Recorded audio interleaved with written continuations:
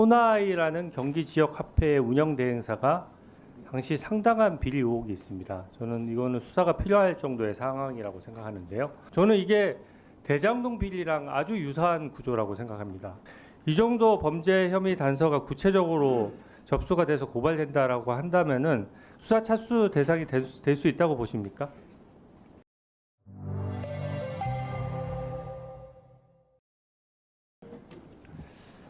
네, 이재명 대표가 지금 이제 전 국민 상대로 25만 원 이제 살포하겠다라고 해서 현금 살포가 문제가 있다라는 논의가 있었는데, 저는 이게 단순 현금이 아니고 지역 화폐로 나눠주는 부분에 대해서도 아까 존경하는 장동영 의원께서 지적하셨다시피 코나이라는 경기 지역 화폐의 운영 대행사가 당시 상당한 비리 의혹이 있습니다. 저는 이거는 수사가 필요할 정도의 상황이라고 생각하는데요. 크게 세 가지의 특혜 의혹이 있습니다. 이게 첫 번째는 이게 경기 지역 화폐의 규모가 굉장히 크거든요.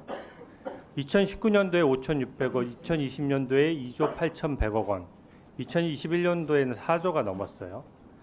근데 당시에 경기 지역 화폐 이 조 단위 규모의 지역 화폐를 운영하는 대행사가 코나이라는 알려지지도 않은 아주 적자를 많이 보는 기업이었고, 당시 선정 당시에는 회계상 한정 의견을 받아서 상장 폐지 직전이었어요. 그러다 보니까 7개월 거래가 정지가 됐었거든요. 근데 이 정도 회계 상황이 좋지 않으면 사실 조그만 사업에 참여하려고 해도 다 회사의 회계 상황을 어떻게 보면 점검하기 때문에 이거를 조그만 사업도 따내기가 어려운 구조인데, 당당하게 코나이가 경기 지역 화폐 운영 대행사로 선정이 됐고, 그 선정되자마자 이제 다음 해부터 무려 190억 원의 흑자 기업으로 화려하게 부활을 한 것이죠. 근데 이때 의혹이 드는 것이 코나이의 이재명 대표의 최측근인 아까 언급됐던 박병국이라는 경찰 출신의 분이 계셨고 중급 법인장으로 근무했었어요. 그리고 신승은이라는 다른 최측근도 거기 이사로 취임을 했죠. 그러니까 이게 과연 코나이가 지역화폐 대행사로서 이게 공정하게 선정된 거냐 하는 의혹이 당연히 제기되고, 이게 어떤 범죄 첩보로 나왔다라고 하면은 사실 수사의 단서가 될 정도로 상당히 이상한 장면입니다. 그리고 두 번째는 아까 언뜻 언급이 나왔는데 낙전 수익이라는 개념을 다 아실 겁니다. 근데 보통은 그 당시에 지역화폐를 좀 운영하는 데가 있었습니다. 부산시도 운영을 하고 인천시도 운영을 했었어요. 근데 부산시와 인천시 같은 경우에는 이 낙전 수익을 다 부산시와 인천시가 가져가는 구조입니다. 근데 이 경기도만 훨씬 더 규모가 큰데 낙전 수익을 이 코나이가 가져가는 구조예요. 이 낙전 수익이 뭐냐면은 아까도 나왔지만 이게 조 단위 지역 화폐가 발행되다 보니까 즉시 쓰이는 게 아니거든요. 그러면 쓰일 때까지의 그 기한적인 간극이 있기 때문에 그 사이에 이자를 누가 가져갈 거냐 하는 문제이고, 또 더 큰 것은 우리가 지역 화폐 같은 경우에는 예를 들어 내가 10만 원을 가지고 있더라도 6, 7만 원 정도 쓰고 3만 원 남은 상태로 그냥 책상 같은 데 넣어뒀다 까먹고 안 쓸 수가 있어요. 그게 또 엄청난 규모입니다. 그러면은 일정액 외에는 원래는 사실은 어떤 대행사라고 하면은 지역화폐를 발행하고 관리하는 데 필요한 수수료 0.0몇 프로 정도 가져가면 될 것을 이 낙전 수익을 이게 코나이가 가져가는 구조예요. 저는 이게 대장동 비리랑 아주 유사한 구조라고 생각합니다. 대장동 비리가 왜 문제가 됐습니까?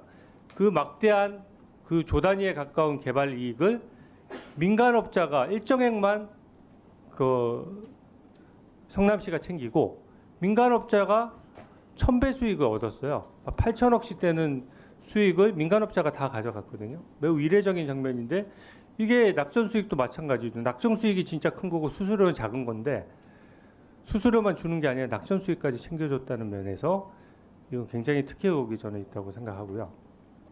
또 다른 특혜 의혹이 하나 더 있습니다. 이렇게 수수료를 받아갈 때에는 당연히 홍보비는 해당 회사에서 지급하는 겁니다. 당연히 그렇겠죠. 그래서 다른 지역 화폐 대행 업체들은 다 홍보비를 자기 회사에서 집행을 하고 거기에 따라서 별다른 수익 규모가 줄어들 수밖에 없는 거죠. 근데 이거는 30억 원의 도비를 집행해서 일단 경기시장상권진흥원이라는 별도 조직을 또 이걸 위해서 만들고 거기다 도비 30억을 밀어줘서 코나이 대신에 홍보비를 경기도민의 혈세로 지급을 하고 또 아까 말씀드렸던 이재명 대표의 최측근인 박병국이 이곳에 상임이사로 취임을 해서 어떻게 보면 이재명 대표가 마음대로 운영할 수 있는 공공기관이 하나 더 생긴 거나 마찬가지거든요. 저는 이 구조 자체도 성남FC에 인허가 받은 대기업들이 광고비를 집행하게 해서 그쪽에 돈이 모이게 한 다음에 측근들이 이걸 운영해 가면서 측근들 일자리도 생기고 나름의 자기들 가용할 수 있는 자금이 생기는 이런 구조랑 저는 상당히 유사하다고 생각합니다. 법무부 장관님께 간단히만 여쭤보겠는데 검사 생활도 오래 하셨고 이 정도 범죄 혐의 단서가 구체적으로 접수가 돼서 고발된다라고 한다면은 수사 차수 대상이 될 수 있다고 보십니까? 고발이 된다면 뭐 당연히 수사 착수 대상이 될 거라고 생각하고 있고 현재도 막 거기에 맞는 절차에 따라서 기록 검토가 이루어지고 있는 것으로 저는 알고 있습니다. 네.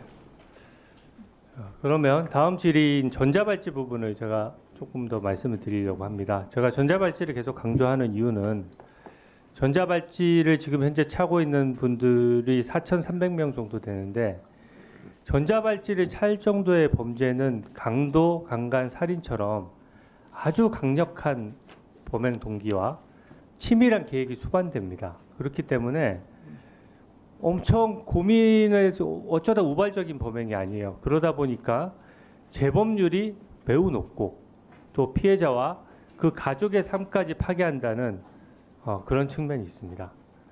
저는 전자발찌가 이 부분에 대해서 가장 효과적이라고 생각하거든요. 아까 전자발찌와 관련해서 부가 조건 같은 걸 조금 다양화하겠다고 말씀을 주셨는데 업무 보고 하실 때 그 부분에 대해서 국민들께 좀 안심하실 수 있도록 설명해 주십시오. 전자발찌는 전자발찌를 차고 있다는 상황만으로 그 사람이 제한 시간 내에 움직이는 거나 제한 장소 내에서 움직이는 동선을 다 파악할 수가 없습니다. 그래서 그 시간 내에 범죄 행위를 하는 것은 사실 막기가 어렵습니다. 그래서 저희들이 좀 더 많은 부가 조건이 있으면 그 부분을 저희들이 잘 체크를 할 수가 있고 그다음 또 사실은 전자발찌를 차고 있는 사람에 대한 저희들 보호관찰 담당 직원들의 상담과 그 사람들을 찾아가서 동선을 좀 더 파악하고 하는 열심히 하는 노력이 뒷받침되지 않으면 사실은 범죄 예방 효과는 현저히 떨어집니다. 저희들 좀 적은 수의 보호관찰관이 1인당 감당하는 인원이 17명이 넘을 정도로 많지만은 모두 다 헌신적으로 일을 해주는 덕분에 그 효과를 조금이라도 더 높이려고 하고 있습니다. 앞으로도 위원님들께서 이 부분에 많은 관심을 가지셔서 보호관찰 담당 직원들의 여러 가지 처우나 인원을 늘리는 거나 이런 부분에 관심을 좀 가져주시면 감사하겠습니다. 네, 장관님. 예. 국민의힘 여당 의원님들이 이러이러 문제가 있으니 이것은 수사해야 되지 않습니까? 그러면 굉장히 긍정적으로 수사해야 된다는 취지로 말씀하시고 또 명태균, 강혜경 등등에 관해서 이건 수사해야 되지 않냐 그러면 좀 얼버무리시고 그렇게 하시면 곤란합니다. 그러니까 죄송하지만 제가 답변도 일관성 있게 그 부분도 일관성 있게 답변해 주시기 알겠습니다. 바랍니다. 예. 예. 위원장으로서 조언 드리는 겁니다.